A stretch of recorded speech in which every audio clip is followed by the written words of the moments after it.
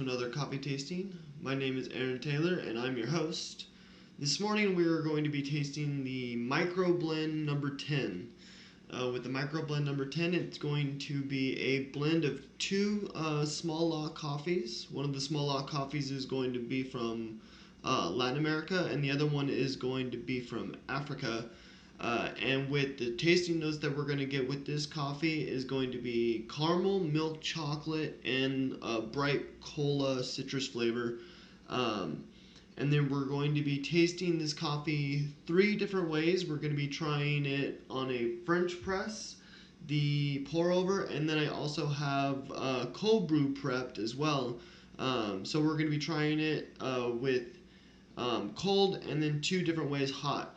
And the reason why I'm doing a cold brew this week is because our Microblend No.10 is actually tailored to be a cold brew coffee.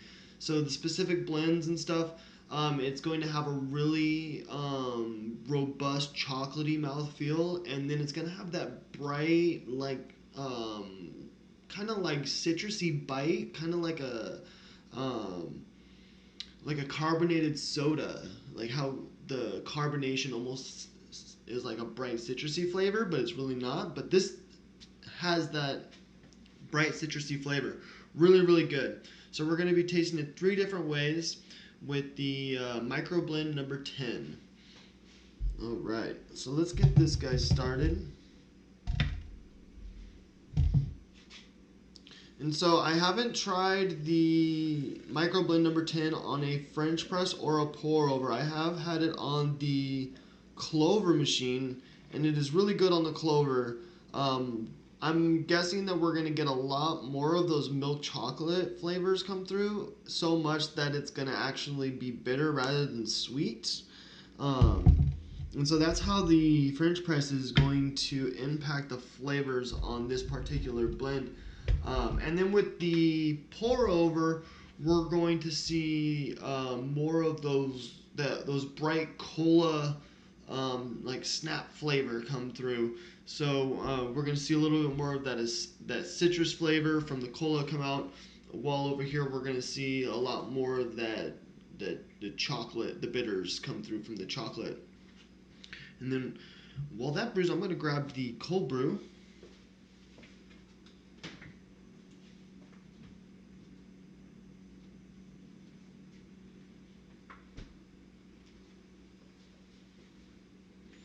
Alright, and this is my cold brew. And so with the cold brew, so what I did was I pretty much did some math to figure out how much grinds I need to make just a single liter of cold brew, because I don't have a five gallon toddy. So I had to, what I did was I took the amount of water, divided it by the amount of pounds, and then got it down to a liter, so I knew how much grinds I needed, and then I steeped my cold brew coffee for 20 hours, 22 actually, in the fridge, and then I tasted it this morning just a little bit, and it was really good. So I'm really looking forward to sharing those flavors with you guys. So yeah, so with our small lot coffees, what's really cool is they're basically what they sound like. They come from small lot areas, and so that we're getting specific regions that we're going to be tasting, and so that's why we get these refined flavors in all our different coffees over here, like red berries, cocoa, apricot, and clove.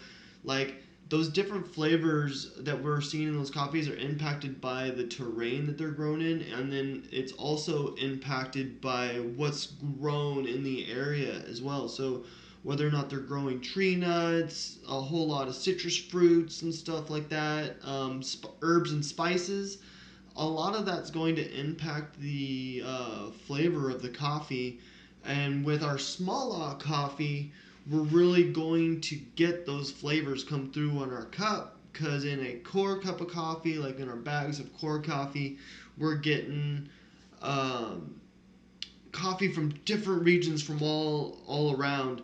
And when you're doing that, you're mixing flavors that different regions have to offer. and so you're not going to really get those distinct flavors come through. Like, you're going to get a lot of the flavor that they share in common. So like with Latin America, you're going to get a lot of the caramel milk chocolate notes, but sometimes you get like the wild notes from like Latin American coffees, and the only way to really taste those wild notes is to really get down to the small lot coffee. That way you're getting those specific flavors in your cup and not mixing it up with all the different flavors from around, like, say, Guatemala. All right, so let's get this pour over started.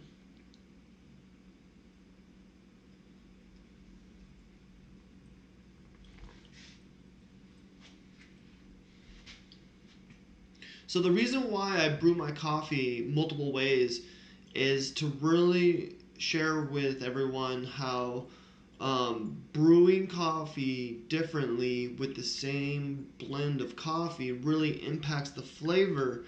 And if you don't like a particular blend, it's probably not because you don't like that blend. It's probably because you don't like how that blend was brewed.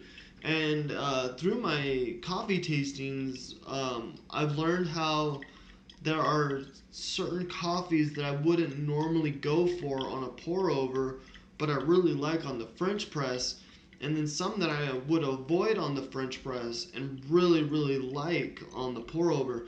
And that has to do with like the level of acidity or how bold the coffee is.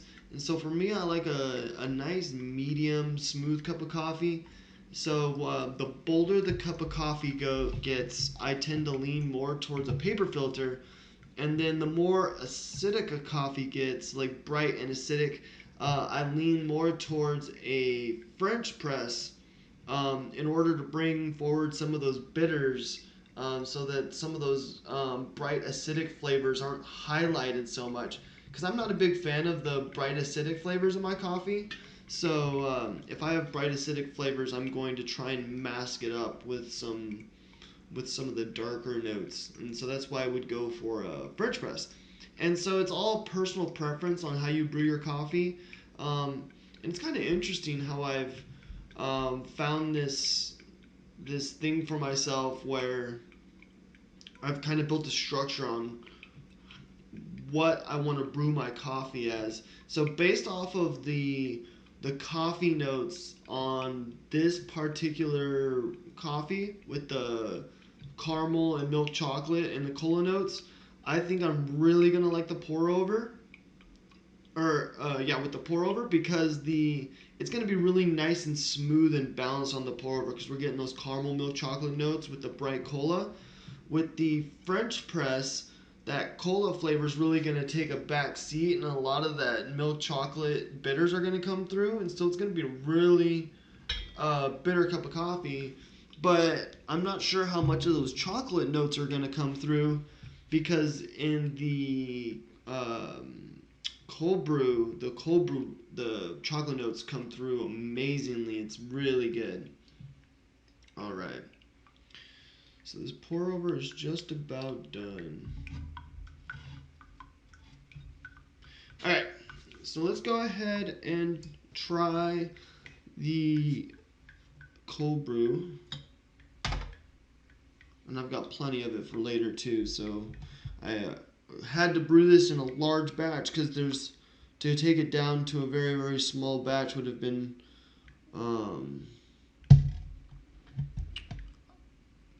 I would have just preferred to do it in a larger batch because of the amount of time it takes. You might as well do a larger batch.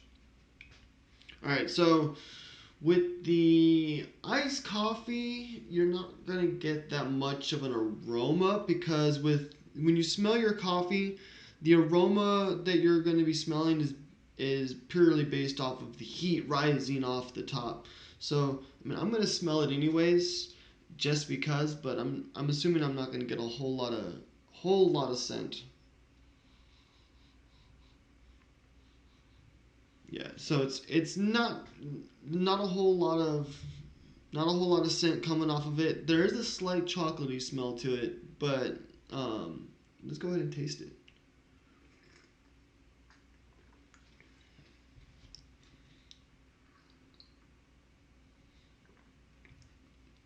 Oh yeah. So the chocolate flavors on this is so intense. There's so much chocolate notes coming off of the coffee, and then you get that bright cola flavors on the side that you're almost like drinking carbonated soda. Really, really good. Um, this is an exceptional cold brew coffee, and it's very, very smooth too. So you don't need to add any cream. It almost tastes as if like chocolate bitters have like literally been added to the cold brew itself. Just how chocolatey this coffee is. If any of you guys are trying to brew cold brew at home, or if you guys have any questions on what I did to brew this at home, go ahead and throw those questions in the chat. I'm more than willing to answer those questions because it's interesting. I'll share the math with you on how I took it down to the 1 liter scale so that I could brew a single liter at a time. So if you guys are interested in that, go ahead and throw that down in chat. And then let's go ahead and taste the French press coffee. That is really good. And not a whole lot of those caramel flavors coming through in there. I'm tasting a whole lot of chocolate. That is exceptional. If I put like a little bit of white mocha in there, it doesn't need it. But that's like my favorite flavor. So white mocha with that chocolate notes in there, really good. Let's use one of these guys since that one's cold now. All right, so now we're doing the coffee press of the Microblend number 10.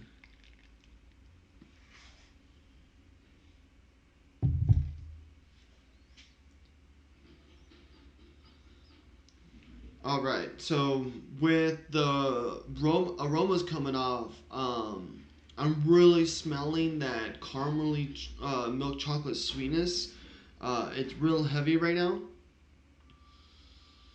It smells really good. I'm looking forward to this one.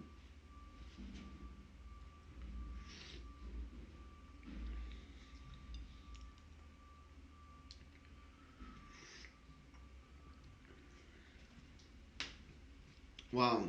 So the coffee press, it's wild. It reminds me of the cold brew, but hot. Like literally, they're opposite spectrums in temperature, but like the same flavor. So it's if you were to like take this cold brew and heat it up, that's exactly what I'm getting from the French press. I'm getting a real strong chocolate mouthfeel. Like I've literally like had some chocolate melt on my tongue. Like that's how much chocolate flavor this coffee has. And then I get that bright acidic flavor on the sides, like there's some kind of carbonation going on in there.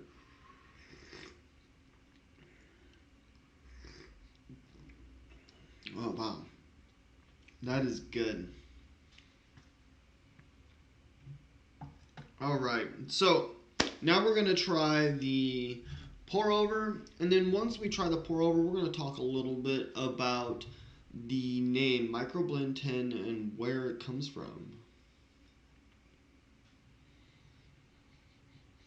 So with the pour over, immediately I'm not smelling as much of those chocolate notes. I'm getting more of those bright acidic flavors coming up off the cup of the coffee, and that is because less sediment is getting through, impacting the flavor. A lot of those bitters and chocolate notes are going to be in the sediment of the coffee, and the more of that sediment that you get through that comes through, you're going to get more of that. And that holds true with the cold brew as well.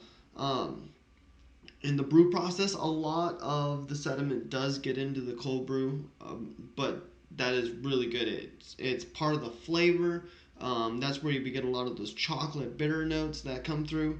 So with this, we're going to get a lot more of those acidic notes that we get from the African coffee.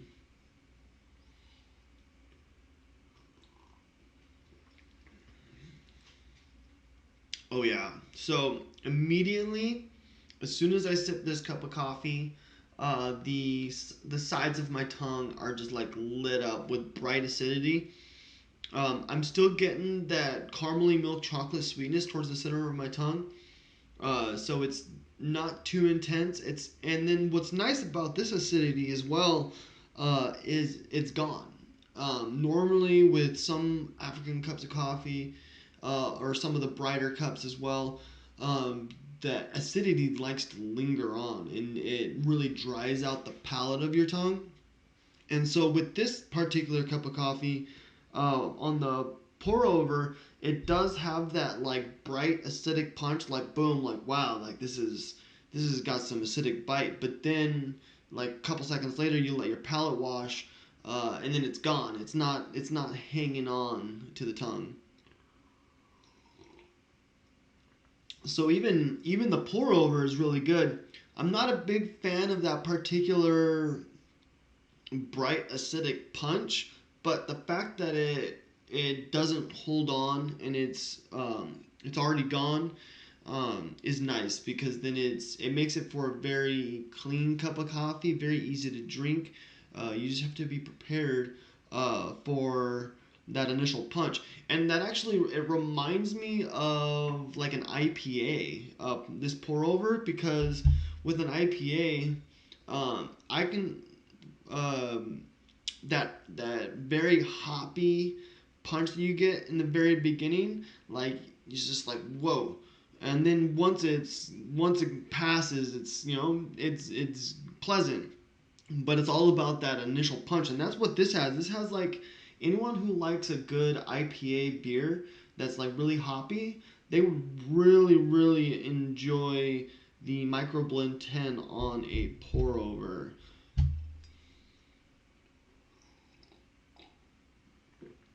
Interesting. Very good. Very good. All right. So now, with our small coffees, they all have their own story to tell, which is really cool, and I like to share with everyone. With the Microblend 10, it's all about the name and where the name comes from. So, what the Microblend 10 is the perfect numeric base. And what the perfect numeric base is just pretty much the numbers 0 through 9 or just counting to 10. And so if you're counting 0 as a number, then you would start at 0 and you would count to 9. And that's what this perfect numeric base represents. So like when you have you go to 10, then 100, then 1,000, then 10,000, 100,000, and then 1 million. Every time you go up a decimal, that's going off the properties of this perfect numeric base of 10. And then even when you go backwards and you go 1/10, 1/100th, you're adding a 0 and because you're going up by 10. And so that's what the perfect numeric base is. And it's very interesting because as I was researching the perfect numeric base, in some cases, 10 is just a 0 with with a 1 in front of it because when you count on the numeric base, you start at 0. So it would be 0, 1, 2, 3, 4, 5, 6, 7, 8, 9. And then 9 is your 10th number. It's a little confusing, but 9 is 10 really. But when you get to 10, you start back at 0, and then you put a 1 in front of it. So you start at 0, you go all the way up to 9, and when you get back to 0, you put a 1 in front of it, and then as you keep going up, then you put a 2 in front of it, so on and so on. So that's what the numeric base is. And so like literally when you do a line of numbers and you're starting doing the numeric base, it wouldn't be 1 to 10, it'd be 0 to 9, and then 10 to 19. And that's interesting because as I learned to do a lot of coding in video games, a lot of programs start off this way, like computer language and stuff. 0 being the base number that everything starts off at, unless you manipulate it, and then you can move it up. And so it's very interesting. I thought it was really cool to learn about the numeric base and how numbers work, and then how we've been working with the numeric base 10 since ancient human beings. And the reason why is because we have 10 fingers. It's easiest for us to count by tens because we have 10 digits. And so that's where that all comes from. So if we had 12 fingers, the perfect numeric base for us would probably be 12, and we would be counting from 1 to 11, then adding but that would be so confusing, because then you would probably have like a whole complete set of numbers that are single digit numbers all the way up to like 11, and then you would have a new double digit once you hit 12. But that's all because of our perfect numeric base of 10. That's why we're single digits all the way up to 9, and then once you get to 10, it's a double digit, because the perfect numeric base of the number 10. And that is what the Microblend number 10 is named after. So the Microblend number 10 is based off of the mathematic numeric base of number 10. Very interesting. I thought it was really cool to learn that. Just random knowledge. If you guys have any questions or anything like that, go ahead and throw that down in chat. This Tuesday, we are going to be tasting Guatemala Huehue Tenango, and we will be exploring a little bit more about coffee culture, agricultural science, and the impact of the rust disease in Latin America and other parts of the world where they are being hit by global warming and climate change.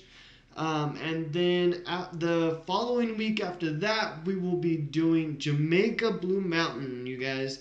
So join me for the rest of this month as we explore some new coffees, Guatemala Huehue Tenango and Jamaica Blue Mountain. Thank you all for joining today's coffee tasting. Have a great day. Thank you.